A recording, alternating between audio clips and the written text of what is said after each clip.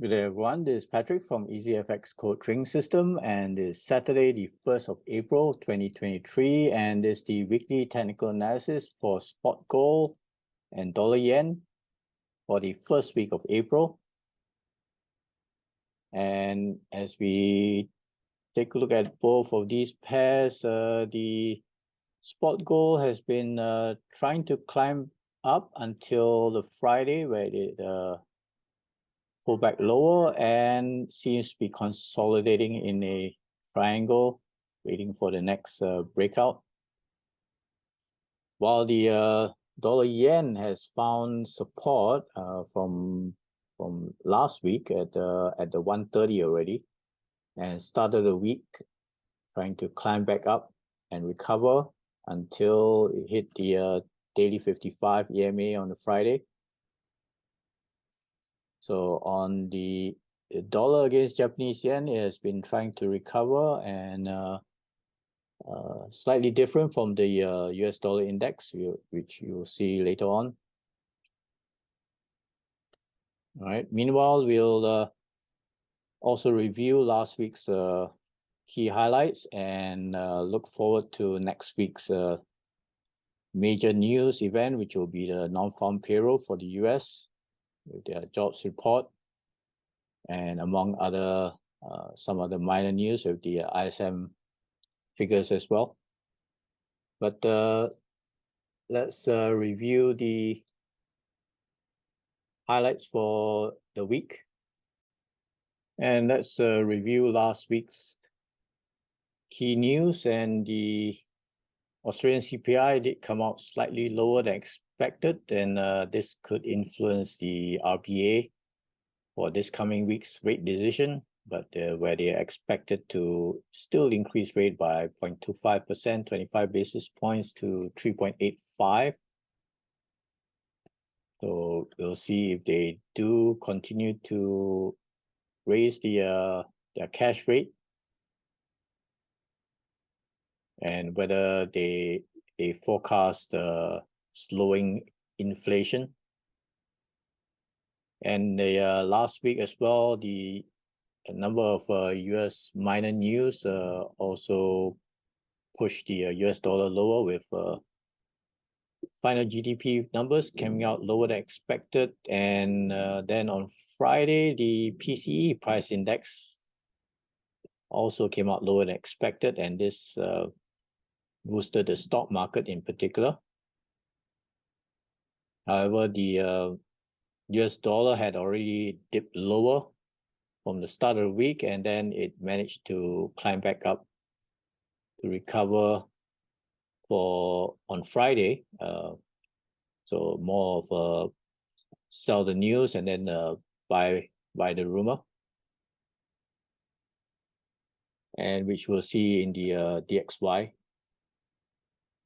And this coming week, we have focused mainly on the NFP on Friday. And before that, there's also some US ISM manufacturing and services in particular on Wednesday to look out for. Of course, we mentioned the RBA that will impact Aussie dollar, and which is already sitting in a fairly tight range and just waiting for next week's rate decision. And then on Friday, there's the non-farm payroll report on the jobs, where it's estimated jobs being added to be 235,000, and previous month it was higher than expected. It was over 300K. So we'll see whether the jobs market is still strong. If it is strong, then that could be a worry for the market, as then there's this could also influence the Fed to continue further tightening with another rate hike. And after that, after next week, there's also the CPI figure coming up. So those will continue to factor in the Fed's consideration. And on Friday, which is a Good Friday for some countries are observing the holiday in the Eurozone, UK, and in Australia. So there could be a lack of liquidity on Friday. So do watch out if there's high volatility on the Friday's report. All right, let's move back to the major pairs. Let's take a look at spot gold, where after dipping lower at the start of the week to find support at the 1950, managed to recover from there and climb back up above the 1975, but could not sustain its move and dip back lower below the 1975 again to close the week. And for the week, it's spinning top with a longer wick at the lower end and harami overall. So it's consolidating at this top here after hitting the 2000 level the previous week. So if we extend this, it could not reach the 2000 this week or last week, and has been consolidating. So we could actually do consolidation here.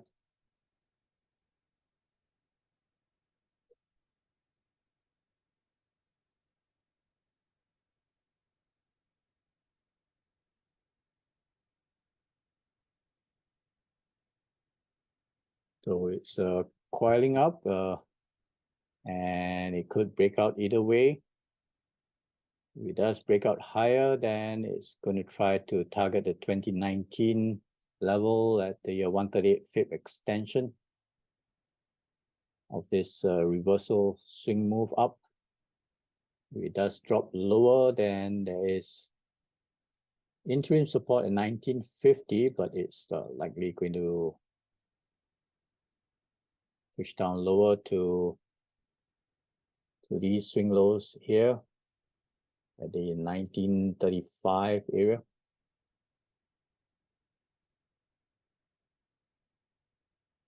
So let's see if it's going to break down or break back up higher to either retest the 2000 and after that consolidate.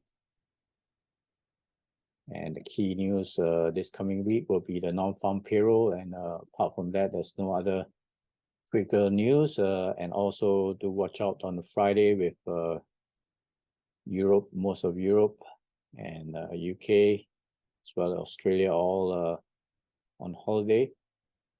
So there'll be a lack of liquidity, but high volatility though. So do watch out for that.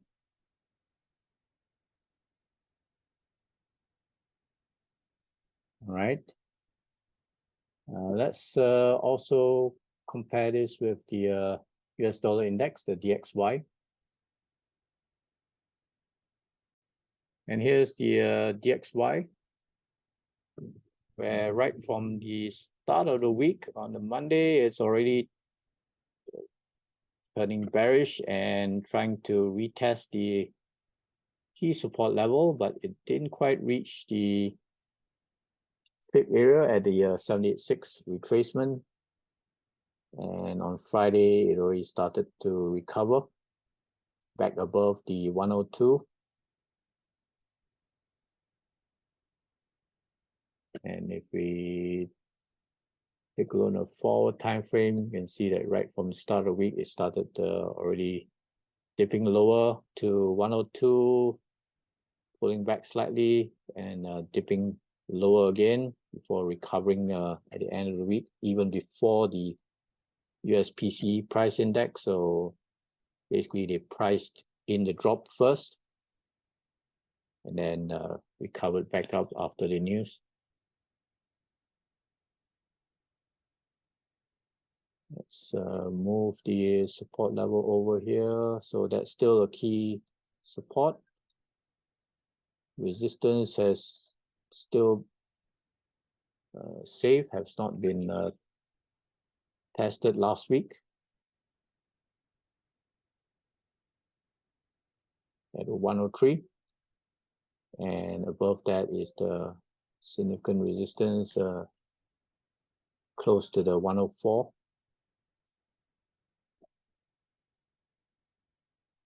So let's see whether this is going to be a recovery for the US dollar.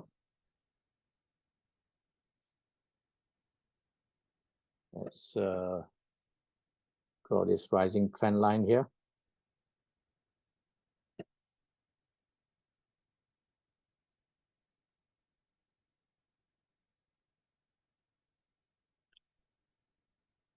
And on the weekly time frame, it closed as a spinning top with a small bearish body and well within the previous week's range, and this coming week will be the next trigger to break out from this harami, or at least try to push back up to the highs of the harami of the previous week's range.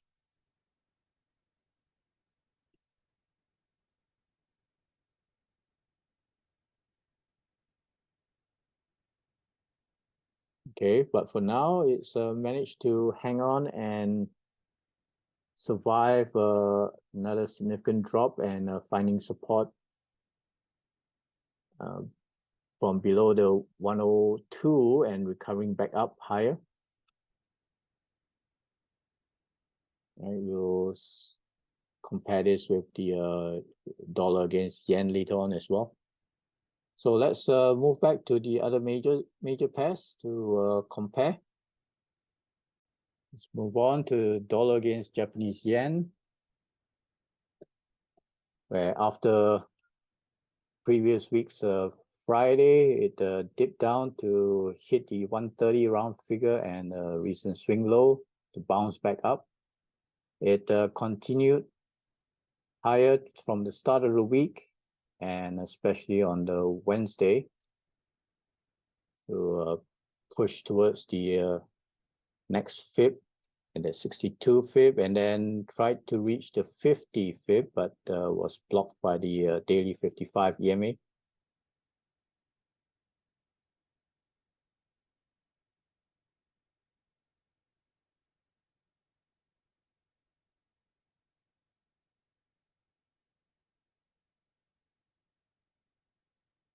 So it needs to gather some momentum after a dip lower, and if it's going to try to break out higher, it needs to break through the 50 fib. Otherwise, it could even dip lower, and before recovering, could be a high low. And this now is the interim support here.